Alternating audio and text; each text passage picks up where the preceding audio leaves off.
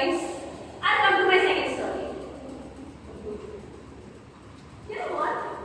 Last semester I came across a very, very different type of opportunity. And for the plot I said yes to the Inter IIT Fashion Walk.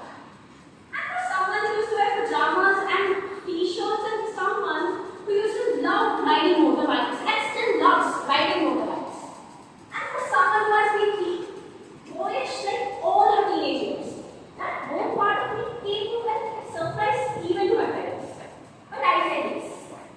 And I was on board the whole preparation.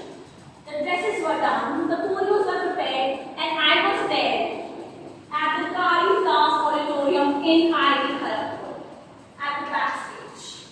I walked out of it, and there it was, all the lights on me. The stadium was all black, but I knew all the eyes were on me. I came forward, and I gave my best performance.